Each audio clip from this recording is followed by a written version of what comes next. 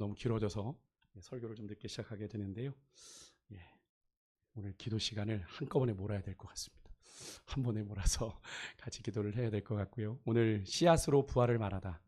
오늘 본문을 보게 되면 우리도 좀 궁금해할 수 있는 죽은 자들이 어떻게 다시 살아나고 어떠한 몸으로 오게 되는지를 그 당시 사도 바울 당시에도 물었던 자들이 있었던 것 같습니다. 여러분 이 질문 생각해 보신 적 없으신가요? 물론 우리가 이제 복음서 예수님의 모습을 통해서 어렴풋하게 부활의 몸은 저런 몸이겠구나라고 상상하는 것은 있겠습니다만 우리가 쉽게 참 떠올리기 어려운데 오늘 사도 바울이 그 부분에 대해서 좀 정리를 해주고 있는데, 근데 그런 질문에 대해서 사도 바울이 그런 질문을 던지는 누군지는 몰라요. 그런데 그를 향해서 어리석은 자다라고 일가를 합니다. 그러면서 이야기를 오늘 시작해요. 이유는 그러합니다. 이 질문이 단순히 우리처럼 궁금함이 아니라 그 당시에 여러분 썩어 없어진 육체랑 다시 결합하는 것, 이것이 논리적으로 불가능하다 여기는, 그 당시에 헬라적인 이원론적 사고에서 영은 귀하고 소중한 것이고 육은 더럽고 그런 거예요. 그러니까 육으로 다시 돌아가는 부활에, 그들의 생각 속에서 부활이 다시 육으로 돌아가는 그런 윤회 같은 개념으로 생각한다면 그 더러운 육에 내가 빠져나왔는데 다시 들어간다고? 이런 생각을 하게 되는 겁니다. 그러니까 육을 상당히 터부시했는데 그런 것을 논리적으로 불가능하게 여기는 헬라적인 이원론 사고의 회의주의에 비롯한 이 조롱이었기 때문에 그런 겁니다. 어떻게 저럴 수 있어? 죽은 자들이 어떻게 다시 살아나? 그 당시에 그런 질문들이 어떤 몸으로 오는데 이런 질문들이 비아냥거리듯 던져졌던 거죠. 매일 그런데 매일 자연에서 일어나는 이 생명력의 신비를 보면서도 그들은 죽은 자를 살리시는 하나님의 능력을 생각하지 않는 그런 영적인 무지와 그들의 불신앙이 그 안에 담겨있는 질문이기에 사도 바울이 그들을 향해서 어리석은 자여라고 얘기했던 겁니다.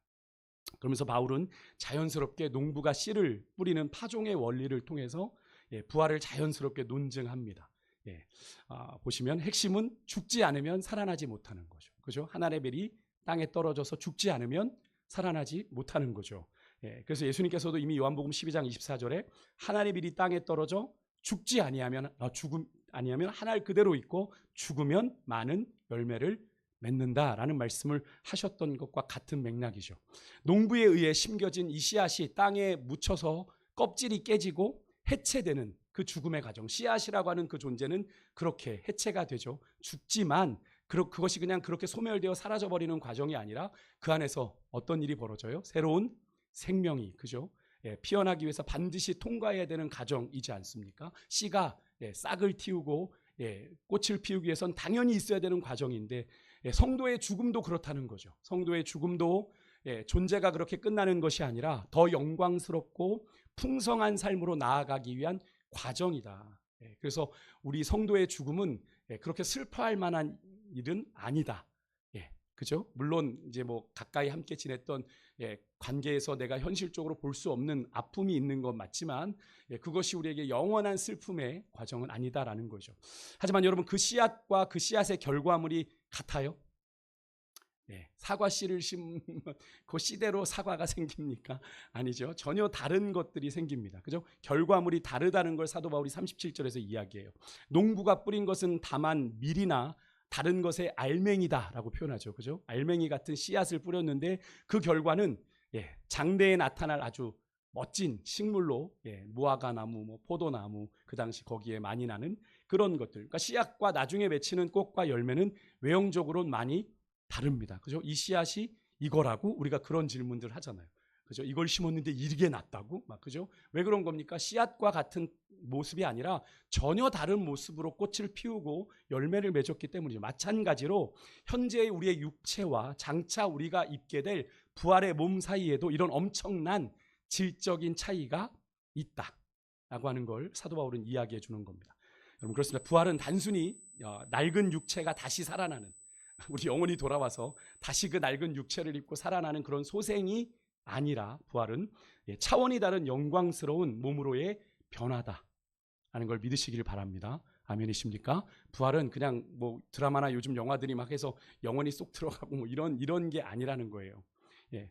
그러면서도 이어지는 38절에서 사도 바울이 하나님의 주권 속에 그렇게 모양은 변하지만 밀을 심으면 밀이 나는 것처럼, 그죠? 생명의 정체성은 그대로 보존된다라고 하는 거죠. 나라고 하는 방문기라고 하는 존재의 정체성은 변하지 않는 거예요. 마찬가지로 부활한 성도들도 영광스러운 몸으로 변화가 되지만 그 사람의 생명과 정체성은 그대로 부활하더라도 이어지게 된다라고 하는 걸 말하는 겁니다. 무엇보다도 이 놀라운 변화, 이 부활의 변화를 일으키시는 분은 누구세요? 하나님이십니다. 그래서 여기 보시면 하나님의 뜻대로라는 표현이 나옵니다. 하나님의 뜻대로. 각 종자에 합당한 형체를 하나님이 주신다. 이것은 천지를 창조하실 때 하나님이 각 생물을 각 종류대로 내게 하신 것과 마찬가지의 개념인 거죠. 그러니까 부활 때에도 성도 각 사람의 인격과 영광에 가장 적합한 고유한 형체를 하나님이 주권적으로 창조하셔서 그들에게 입혀 주실 거다. 그러니까 이게 경험해보지 못한 일이라 상상만 하게 되는 거지만 사도 바울은 그래도 3층전까지 가서 하나님의 신비한 비밀들을 보고 왔기 때문에 이걸 기록하고 있는 거죠. 그래서 여러분, 부활은요, 인간의 좁은 이성으로 이렇게 부활할까 저렇게 부활할까 우리가 상상을 해보지만 그런 것으로 제한할 수 없는, 우리가 부활이라고 하는 것은 하나님의 무한한 창조 능력의 영역이다. 물론 특히나 우리는 그러죠. 많은 사람들이 가봐야 하는 것이라고 얘기하지만 우리는 그렇게 말해서는 안 되는 거죠. 우리는 말씀을 믿으니까요. 믿는 자들 맞으십니까? 우리 말씀을 믿잖아요. 이 말씀을 믿으니까 우리가 이 말씀을 그렇게 받는 거죠. 그래서 여러분, 세상의 모든 지혜를 통달했다라고 하는 솔로몬이 뭐라고 얘기합니까? 전도서 3장 11절에 저희가 이번 수요 성경부대 전도서를 보았는데 이런 고백을 했던 거죠. 하나님이 하시는 일에 시종을 사람으로 어떻게 해요? 측량할 수 없게 하셨다라고 하시는 거죠. 그러니까 여러분, 아무리 인간의 지혜가 지혜롭다고 해도 하나님의 미련한 것보다 못하다라고 그래서 사도 바울이 얘기하는 거죠. 그러니까 솔로몬도 그랬습니다. 세상의 모든 지혜를 통달했다고 하는 솔로몬도 하나님이 하시는 일의 시종은 나도 모른다. 우리 사람이 알 수가 없다라고 얘기를 하는 거예요. 사실 사도 바울이 여러분 이렇게 부활의 원리를 우리에게 설명해 줍니다만 이 부활의 몸이 지금 우리가 입고 있는 이 몸과 어떻게 같고 또 어떻게 다르며 또 변할 것인가는 다 우리의 상상에 맡길 수밖에 없는 것이 사실입니다. 그죠? 본 것이 없으니까. 씨앗의 비유를 통해서 씨만 보고 여러분 그 씨가 어떻게 성장하고 맺을 과실을 상상하는 것이 불가능하잖아요. 그죠? 우리가 지금은 여러 가지 연구 결과를 통해 이 씨는 이런 열매를 맺어라고 우리가 결과물을 가지고 있으니까 알지만 그것을 모르는 경우에 말이죠. 어떤 씨인지 모르는데 그 씨를 심었을 때 우리가 이게 어떤 게 맺어질 거라고 감히 상상할 수 있습니까? 없잖아요. 그죠? 그것처럼. 분명 현재 우리 몸과 부활의 몸이 연결되어 있는 건 맞는데 정체성이 유지되고 이 몸과 어떻게 다르고 얼마나 새로워질지는 우리가 감히 짐작할 수 없는 것이 사실이죠. 그죠? 그렇지만 우리가 복음서에 부활하신 예수님의 모습에서도 우리가 좀 힌트를 얻지만 영광스러운 주님과 함께하며 왕노릇하기에 가장 적합한 모습으로, 가장 적합한 형태로 다시 우리 안에 새 창조의 역사가 일어나는 것이 부활의 사건이다. 아멘이십니까? 주님과 함께 우리는 왕노릇할 존재들이잖아요. 아멘이세요? 우리가 그래서 그렇게 찬양하는 거잖아요. 영광의 주와 함께 왕노릇하리라. 여러분 물론 아멘이시겠지만 찬양의 가사들을 좀 믿음으로 선포하셨으면 좋겠어요. 우리가 찬양을 믿음으로 선포할 때 찬송을 부르다가 치유의 역사도 일어나는 거고요. 찬송을 하다가 귀신이 떠나가는 역사도 일어나는 거예요. 믿음으로 선포하는 자에게 그런 일들이 일어나는 거란 말이에요. 그러니까 찬양이 노래로 끝나지 말게 하시고 여러분의 믿음의 곡조 있는 기도가 되게 하십시오. 그래서 주님 영광의 주와 함께 우리 왕노릇하는 그날을 내가 꿈꿉니다 라는 그런 소망 가운데 우리가 그 말씀을 받아야 되겠죠. 사도 바울은 39절에선 이렇게 말합니다. 하나님께서 창조하신 창조 세계가 다양한 것처럼 부활한 성도들의 모습도 그럴 거다. 그러니까 사람, 또 짐승, 새, 물고기의 육체가 각각의 거주하는 환경에 따라 가장 적절한 고유한 신체 구조를 가진 것처럼 부활한 성도들에게 영원한 하나님 나라 환경에 살아가기에 적합한 완벽한 새 몸을 하나님이 준비해 주시는 것이 바로 부활의 몸인 거죠. 그래서 40절 41절에 보면 하늘에 속한 것의 영광, 땅에 속한 것의 영광이 다 다르고 해와 달과 별의 영광도 다르고 별과 별의 영광도 다 다르듯 하나님이 만드신 이 피조 세계에는 풍성한 다양성과 질서가 존재하고 각자의 영광이 있다. 그러니까 각자에게 하나님이 주신 목적과 의미가 있기에 한 사람 한 사람은 다 소중한 존재입니다. 아멘이십니까? 옆에 계신 게 다 다르죠. 그래서 쌍둥이도 다 다른 거예요. 여러분 이렇게 옛 창조 세계가, 하나님이 만드신 이 창조 세계가 이렇게 아름답고 각자 누리는 영광이 있다면, 여러분 그리스도로 말미암아 도래할 이 새 창조의 세계에서 우리 성도들이 입게 될 이 부활의 몸이 얼마나 영광스럽고 아름다울까요? 상상이 되십니까? 우리가 하는 주님과 함께 왕노릇하며 천국에서 누리게 될 그 부활의 몸을 우리가 한번 떠올려 봤으면 좋겠는데요. 자, 상상만으로도 제가 이 말씀을 좀 준비하면서 저도 이렇게 부활에 대해서 좀 진지하게 생각을 해봤나라는 생각이 들면서 이 말씀을 준비했는데, 내가 어떤 몸을 입게 될까? 주님과 함께 내가 부활의 영광을 누리게 됐을 때 정말 상상만으로도 가슴 떨리고 설레는 광경인데요. 여러분, 이런 부활의 영광이 여러분과 저에게 있음을 꼭 믿으시기를 주의 이름으로 축복합니다. 우리가 그것 바라보고 가는 거죠. 그것 바라보고 42절부터 바울이 현재의 몸과 이 부활 후에 우리가 장차 입게 될 몸 사이의 변화를 네 종류로 이렇게 대조해서 보여줍니다. 여기 반복되는 단어가 뭐냐면 네 종류인데, 하나는 심고 하나는 다시 산다. 그 단어가 계속 반복이 되죠. 여기서 심는다는 건 단순히 시신을 매장하는다는 의미가 아니라 연약하고 죽을 운명을 지닌 채 살아가는 그런 이 땅에서의 삶을 의미하는 겁니다. 썩을 것으로 심고, 우리는 그런 존재. 반면에 다른 단어, 다시 살아난다라는 이 단어는 수동태의 단어거든요. 누군가에 의해서 다시 살아나는 거죠. 그 거룩한 변화가 누구에 의해서 일어나게 되는 거예요? 하나님의 역사, 하나님의 능력 가운데 일어나게 된다라고 하는 걸 말합니다. 그러니까 현재 우리 몸이 썩을 것이죠. 우리 몸은, 그죠? 욕된 것이에요. 죄로 더럽혀져서 욕된 것이에요. 또 연약한 것이에요. 그렇게 정의가 됩니다. 이 표현들은 다 뭘 의미합니까? 우리가 죄인이기에, 그죠?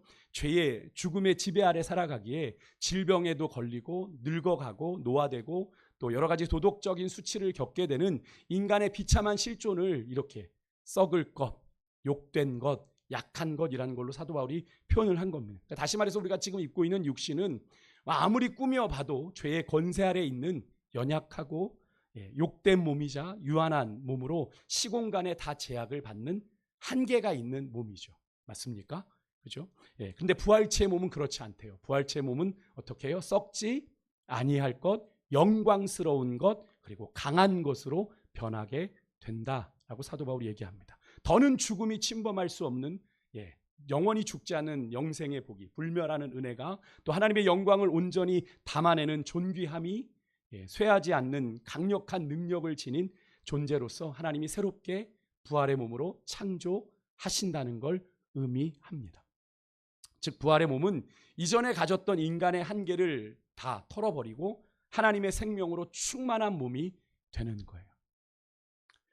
이것을 사도 바울은 육의 몸과 신령한 몸으로 최종적으로 대조해 보여줍니다. 육의 몸으로 심고 우리는 신령한 몸으로 다시 산다라고 말하는 거죠. 그러니까 몸은 몸이지만 여기서 몸이란 표현을 동일하게 사도 바울이 쓰죠. 우리가 신령한 몸은 몸이 아닐 것 같은데 그것도 동일하게 몸이에요. 예수님께서 부활하신 몸으로 제자들을 찾아오셨을 때 제자들을 향해서 디베랴 바닷가에서 생선을 구워주시면서 같이 그것을 드셨죠. 그죠? 부활의 몸도 먹을 수 있는 거죠. 그러니까 그렇지만 이 몸이, 부활의 신령한 몸은 혈과 육의 생물학적인 원리가 다스리는 육의 몸이 아니라 여러분 성령에 의해서 전적으로 다스림을 받는 신령한 몸으로 변화가 되는 거예요. 그래서 구원의 완성이 이루어진다고 하잖아요.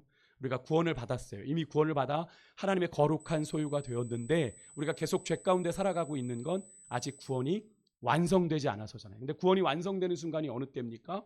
주님 다시 오시는 그날이죠. 우리가 부활의 몸으로 일어나는 그날이잖아요. 그때 구원이 완성되면 우리는 더 이상 죄 가운데 사는 그런 유한한 존재가 아니라 성령으로 충만한 존재들이 된다라는 말씀을 하고 있는 거죠. 하나님을 대면하여 보기에 전혀 거리끼지 않는 그런 신령한 몸으로, 영광스러운 몸으로 변화될 것을 사도 바울은 이야기해 주고 있는데요. 여러분 이 사실이 믿어지십니까? 아멘이십니까? 확신되어지고 오늘 이 밤에 여러분 안에 이 부활에 대한 하나님 내게 소망이 있습니다. 하나님, 내가 이 연약한 육신에 하나님 연연하느라 내가 이 주님을 향한 내 인생을 소모하지 말게 하시고 부활의 산 소망 가운데 주를 위해 나의 삶을 드리는 삶이 되게 해달라고 그렇게 결단하는 그런 오늘 이 밤이 되기를 간절히 소망합니다. 마지막으로 45절 이하에서 사도 바울은 이렇게 말해요. 오늘 새벽 본문에 여러분 묵상하셨다면 22절에 나오는 두 아담, 그죠? 첫째 아담, 둘째 아담. 첫째, 구원의 완성을 이렇게 소개하는데 첫사람 우리는 아담처럼 생명으로 흙으로 빚어진 존재입니다. 그죠? 그래서 죽음의 숙명을 지고 다 흙으로 돌아가야 됩니다. 그죠? 죽지 않지는 않아요. 그죠? 흙으로 다 돌아갑니다. 예. 하지만 동시에 생명을 주는 영이자 하늘에서 나신 마지막 아담, 둘째 아담 누구예요? 예수께 속한 자이기에 하늘에 속한 예수님처럼 하나님의 형상, 그리스도의 형상을 우리가 입게 될 겁니다. 아멘이십니까? 그래서 우리가 그리스도를 닮아간다라는 표현을 쓰죠. 신앙생활은 그리스도를 닮아가는 겁니다. 우리 안에 잃어버린 하나님의 형상을 회복해가는, 그리고 우리가 닮아야 될 그리스도의 형상을 닮아가는. 그래서 큰 바위 얼굴이 쳐다보다가 닮게 되는 그 이야기, 우리가 주님을 바라보다가 주님을 조금씩 닮아가는 일들이 우리 신앙생활 가운데 있어야 되는데, 그것을 위해서는 우리가 뭐가 필요하겠어요? 주님과 친밀한 관계가 계속 필요하게 되는 거죠. 예, 그렇게 우리가 그리스도로 말미암은 새 창조의 몸으로 제한 없는 몸을 가지고 주님과 함께 새 하늘과 새 땅에서 생명의 충만을 경험하게 되는 날이 반드시 올 겁니다. 아멘이십니까? 그게 부활의 소망인데요. 여러분, 그렇다면 우리가 여기서 이제 한 가지 질문을 좀 드려봐요. 이제 부활에 대한 이런 말씀을 좀 드렸는데 되게 막연하게 느껴지시죠? 그리고 상상이 잘 안 되시죠? 그런데 여러분, 왜 우리가 이 부활을 알아야 되는 걸까요? 이렇게 알아야 되는 이유가 뭡니까? 그것은 단순히 언젠가 우리가 죽어서 천국에 가기 위한 지식을 얻는 게 아닙니다. 이 부활을 믿는 사람은 뭐가 달라요? 오늘을 사는 방식이, 삶의 방식이 달라지기 때문에 그런 겁니다. 그래서 우리가 이 부활을 알아야 되는 거예요. 사실 우리가 부활에 대해서는 우리가 부활절 즈음에만 우리가 부활을 인식합니다. 그죠? 계란 먹는 것으로 잊어버리잖아요. 그죠? 우리가 계란을 나눠주고 계란을 딱 먹는 것으로 부활절이 끝나듯 그렇게 그냥 끝나버리게 되는데, 여러분, 우리가 가진 육신의 몸이 전부라고 우리가 은연중에 그러다 보면 우리가 부활을 잊어버리고 살면 이 땅이 전부라는 생각을 하게 되는 거죠. 내가 가진 이 육신의 몸이 전부라는 생각을 갖게 되면 그로 인해서 우리가 뭐만 고민하게 됩니까? 자꾸 내가 가진 이 육신에 무엇을 먹을까, 무엇을 입을까, 무엇을 마실까에 이 땅에서의 고민만을 하게 되는 거죠. 분명히 예수님은 그러지 말라고 하셨는데, 그죠? 그건 이방인들이 구하는 거야. 하나님을 모르는 이방인들이 구하는 거야. 그건 너희들의 삶의 가치가 아니야라고 얘기하시는데 우리는 여전히 그러고 사는 거죠. 이 땅의 것에 집착하며 살게 되는 겁니다. 부활을 인식하지 않고 살면. 그렇게 살다 보니 여러분, 늙어가는 것이 절망이 되고 병드는 것이 끝이라는 생각이 들고 죽음이 곧 다 끝나버렸구나라는 생각을 하게 되고 마는 거죠. 여러분, 그건 세상 사람들 이야기 아닙니까? 그러나 부활을 믿는 사람은 다른 거죠. 압니다. 뭘 압니까? 지금의 이 몸이 영원한 우리의 집이 아니라는 걸 아는 거죠. 씨앗이다라는 걸 아는 거죠. 이 씨앗이 심겨질 때, 씨앗이 흙 속에 묻히는 순간 인간의 육신의 눈으로는 다 끝난 것처럼 보입니다. 그죠? 한 줌의 흙이 되어 정말 요만한 납고라는 그 수목장에 가면 진짜 요만한 1평도 되지 않는 그곳에 그냥 묻히게 되는, 그래서 다 끝난 것처럼 보이지만 하나님은 바로 그 씨앗을 통해 새로운 생명을, 새로운 창조의 역사를, 부활의 몸을 준비하시는 시작이 되어지는 줄 믿습니다. 아멘이십니까? 그래서 성도의 장례는, 그래서 성도가 장례를 치를 땐 인생의 마침표를 찍는 게 아니에요. 결코 인생의 마침표를 찍는 것이 아닙니다. 하나님의 밭에 심기어지는 거룩한 파종입니다. 하나님의 나라에 거룩하게 심겨지는, 우리 육신의 눈에는 분명히 무덤이지만 하나님의 눈에는 새로운 추수의 시작이 되는 거예요. 여러분, 그래서 성도는 죽음을 두려워하는 사람이 아닙니다. 부활을 기다리는 사람인 줄 믿습니다. 죽음만 바라보면 두려워할 수밖에 없죠. 그것이 끝이라고 생각하게 되니까. 근데 죽음에 넘어 부활을 기다리는 사람은 소망 가운데 바라보게 되는 거죠. 여러분, 영광의 주와 함께 왕노릇할 그날, 여러분 소망하십니까? 여러분, 우리의 몸은 점점 늙어갑니다. 여러분, 병들기도 하고, 오늘 우리 병과사님 만나 뵙고 왔는데 여러분, 스텐스 시술이 잘 되셨어요. 2개가. 너무나 감사했던 건요, 또 하나님 앞에 정말 감사했는데 그 혈관 중에 하나가 이렇게 잘 안 보여서 이렇게 조영술을 한 번 더 했답니다. 근데 보이지 않았던 걸 발견하게 돼서 끊어질 뻔한 혈관을 딱 적기에 연결해서 스텐스를 시술할 수 있게 돼서요, 너무나 감사하게 또 권사님이 회복되어 가는 걸 뵙고 왔는데, 여러분, 그렇죠. 우리는 그렇게 원치 않게 늙어가고 병들기도 합니다. 눈물도 흘리고 언젠가 우리 모두는 다 흙으로 돌아갑니다. 근데 그것이 우리의 마지막 모습이 아닙니다. 꼭 기억하십시오. 그래서 우리는 꼭 믿음의 사람들이 장례를 치를 땐 우리가 다시 만납시다 라는 인사를 마지막에 우리가 하는 거죠. 마지막 예배를 우리는 발인 예배라 하지 아니하고 천국으로 환송한다라고 예배합니다. 그리고 우리는 천국에서 다시 만날 그날을 기대하는 거죠. 여러분, 하나님께서 씨앗을 그냥 썩어버리게 내버려두지 않으시듯이 예수 그리스도 안에 있는 우리의 생명도 결코 무덤에서 끝나게 하지 않으실 줄 여러분 믿으시기를 주 여러분으로 축복합니다. 우리에게 그렇게 무덤에서 끝나라고 예수의 그 거룩한 생명을 우리에게 주신 게 결코 아니에요. 하나님께서 가장 영광스럽고 가장 아름답고 가장 완전한 몸으로 여러분 우리를 다시 일으키실 것입니다. 믿으십니까? 그러면서 우리는 낙심하지 말아야 됩니다. 낙심하지 말아야 돼요. 병보다 부활이 더 크고요. 죽음보다 생명이 더 크고요. 여러분 무덤보다 예수님이 더 크십니다. 아멘이십니까? 그래서 우리의 믿음의 선진들이 그 목전에 죽음 앞에 놓인 그 죽음들의 위협 앞에서도 그들이 두려워하지 않고 믿음을 타협하지 않았던 것 아닙니까? 그죠? 여러분 이것이 오늘 고린도전서 15장이 우리에게 주는 이 승리의 복음인데요. 오늘의 밤 여러분 우리가 이 부활의 산 소망으로 사망을 이기신 이 승리의 복음을 좀 붙잡고 우리가 기도했으면 좋겠는데, 우리가 아까 찬양하며 선포했던 것, 주 예수 나의 산 소망이라고 우리가 소리 높여 외쳤잖아요. 여러분 이 고백이 여러분에게 어떤 의미가 있으세요? 어떤 믿음, 어떤 고백으로 다가오십니까? 여러분 그 고백을 한다면, 주님만이 내게 정말 살아있는 소망이 되신다면 우리의 삶을 드려야 되는 존재가 누구겠어요? 소망 되신 주님 아니겠습니까? 그 주님이 살아계셔서 다시 오실 걸 여러분 믿으십니까? 그 주님 앞에 설 때 두려워하지 않으실 자신 있으세요? 그렇다면 우리의 삶을 하나님 앞에 온전하게 헌신해야죠.